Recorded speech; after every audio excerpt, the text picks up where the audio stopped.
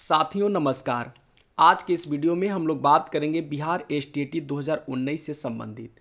Friend, जैसा कि आप सभी लोग जान रहे हैं कि बिहार जो है शिक्षण में मतलब शिक्षा के क्षेत्र में बहुत ही काफ़ी मात्रा में पिछड़ा हुआ है। और आज एक यूनेस्को का जो है सर्वे आया हुआ है, उस सर्वे में हमारा बिहार राज्य बहुत ही काफ़ी मात्रा में पीछे है।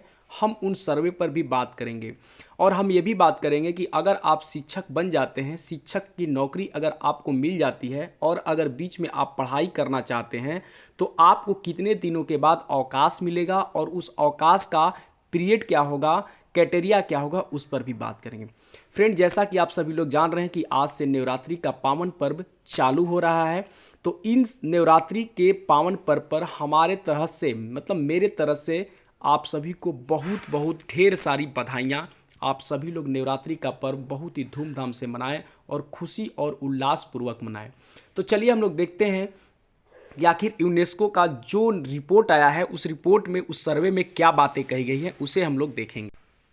देखिए आपके स्क्रीन पर क्या लिखा हुआ है, 1.1 लाख स्कूल में केवल एक शिक्षक। यहाँ देख सकते हैं स्पष्टली लिखा हुआ है, यूनेस्को की रिपोर्ट के मुताबिक 11 लाख से अधिक पद हैं खाली। रिपोर्ट के मुताबिक 11 लाख से अधिक पद कहाँ कहाँ खाली हैं, क्या क्या बातें हैं, उस पर हम लोग देखते हैं। देखिए लिखा है, देश में लगभग 1.1 लाख स्कूल ऐसे हैं जहां पूरी जिम्मेदारी केवल एक शिक्षक के कंधे पर है। आखिर ऐसा क्यों? एक शिक्षक इतने सारे लोग को कैसे पढ़ा सकते हैं, कैसे स्कूल चला सकते हैं? ये दावा यूनेस्को की 2011 भारत के लिए शिक्षा रिपोर्ट की स्थिति शिक्षक नहीं कक्षा नहीं में किया गया है। इसके अनुसार देश में 11.16 लाख यानी 19% शिक्षकों के पद अभी खाली हैं। इनमें से 69% रिक्तियां ग्रामीण इलाके में हैं। ये कितने शर्म की बात है कि ये यूनेस्को जो है रिपोर्ट दे रहा है, सर्वे करके बता रहा है कि भारत में शिक्षा की स्थिति क्या है। इन सारे चीज़ों का जिम्मेदार कौन है? इन चीज़ों को सोचनी चाहिए हमारे जो है केंद्र सरकार को कि आखिर देखिए 11 लाख से अधिक पद खाली हैं पूरे जो है देश में और एक शिक्षक इतने लोगों को पढ़ाते हैं। ये कितना जो है बेहुदापन बातें हैं। इसलिए इन सारी बातों को हमारे केंद्र सरकार को सोचनी चाहिए और समझनी चाहिए। देखिए यहाँ पे सबसे बड़ी बात क्या लिखा है, टॉप 3 में यूपी और बिहार। आप समझ सकते हैं ये टॉप 3 में यूपी और बिहार, यानी ये टॉप में ये नहीं कि शिक्षा के क्षेत्र में बहुत काफ़ी मात्रा में टॉप में है, नहीं, ये टॉप में यूपी और बिहार हैं जिनमें बहुत ही काफ़ी मात्रा में पद खाली हैं। वहाँ पे इनके बारे में ये बोला गया है। 1 लाख से अधिक रिक्तियों वाले 3 राज्य हैं। देखिए क्या लिखा है, इनमें से उत्तर प्रदेश में शिक्षकों के 3.3 लाख पद खाली हैं और बिहार में 2.2 लाख और पश्चिम बंगाल में 1.1 लाख पद खाली हैं। आखिर ये पद खाली हैं तो भरी क्यों नहीं जा रही है? क्यों? क्या बिहार में शिक्षकों की कमी है क्या? क्या बिहार में योग्यताओं की कमी है क्या? क्या बिहार में प्रतिभाओं की कमी है क्या? तो आखिर ये पद क्यों नहीं भरे जा रहे हैं? आखिर क्यों खाली हैं? आखिर गरीब के बच्चे कैसे पढ़ेंगे? इसके बारे में कौन विचार करेगा? ये बिहार सरकार की सोचनी चाहिए, बिहार सरकार को सोचनी चाहिए। अब यूनेस्को जो है इनको रिपोर्ट बता रहा है, बिहार सरकार को अपनी रिपोर्ट खुद नहीं निकालने की बुद्धि है क्या? इस तरह की बातें क्यों हो रही है? यूनेस्को की रिपोर्ट में इन तीनों राज्यों को सबसे खराब मानकों वाले राज्यों का दर्जा दिया गया। देखिए कितने शर्म की बात है कि बिहार जो है सबसे खराब मानकों पर उतरा हुआ है। वही बिहार की 89% रिक्तियां ग्रामीण क्षेत्रों में हैं। देखिए 89% यानी लगभग 90% रिक्तियां जो है ग्रामीण क्षेत्रों में हैं।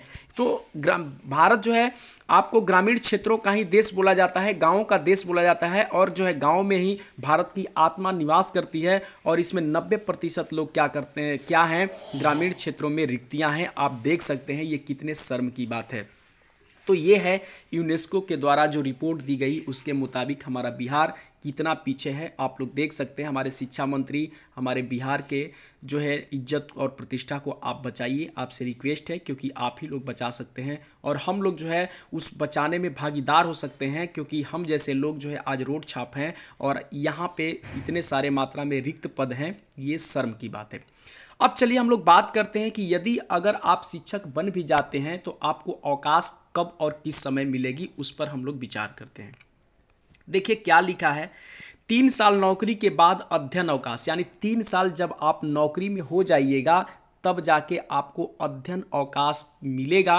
वैसे शिक्षक जिनकी सेवा अवधि 3 वर्ष या उससे अधिक हो चुकी है वो अध्ययन अवकाश ले सकेंगे। यह सुविधा वैसे शिक्षकों को नहीं मिलेगी जिनके विरुद्ध अनुशासनिक कार्रवाई या निलंबन अथवा दोनों हुआ हो। यानी आपका अगर क्रेडिट साफ सुथरा है, आप पे कोई निलंबन नहीं है, अनुशासन के विरुद्ध आप नहीं हैं, तब जाके आपको अवकाश मिल सकता है, अन्यथा 3 साल के बाद भी आपको अवकाश नहीं मिलेगा। इसके मुताबिक मूल कोटि के शिक्षक स्नातक, पीजी और पीएचडी कोर्स के लिए अध्ययन अवकाश पर जा सकेंगे। देख लीजिए, आप या तो स्नातक के लिए अध्ययन अवकाश पे जा सकते हैं, पीजी करने के लिए या पीएचडी के लिए। स्नातक कोटि के शिक्षक पीजी और पीएचडी के लिए अवकाश ले पाएंगे, आपको पीजी और पीएचडी के लिए अवकाश मिलेगा, बीएड के लिए अवकाश नहीं मिलेगा। यानी अब तो वही लोग टीचर बन रहे जो बीएड किए हुए हैं, पहले के जो बीएड नहीं किए थे वो शिक्षक बने थे, लेकिन बीएड के लिए अब अवकाश नहीं दिया जाएगा। अवकाश इस शर्त के साथ मिलेगा कि शिक्षक अध्ययन अवकाश के बाद इतनी अवधि तक अपनी सेवा अवश्य देंगे जितनी अवधि के लिए संबंधित शिक्षक द्वारा अध्ययन अवकाश का उपयोग किया गया। यानी समझिए कि अगर आप 3 साल के लिए अध्ययन अवकाश, 2 साल के लिए अध्ययन अवकाश लेते हैं तो वो बाद में आपको सेवा देनी पड़ेगी, जो कम से कम 1 वर्ष से कम नहीं होगा। समझ जाइए, 1 साल से कम का आपका नहीं हो सकता। अध्ययन अवकाश पूरे सेवा काल में एक बार मिलेगा, यानी पूरे अपने जीवन भर में आप एक ही बार अध्ययन अवकाश ले सकते हैं। तो ये है आपका बिहार सरकार का जो शिक्षक बने हुए हैं उनके लिए। धन्यवाद।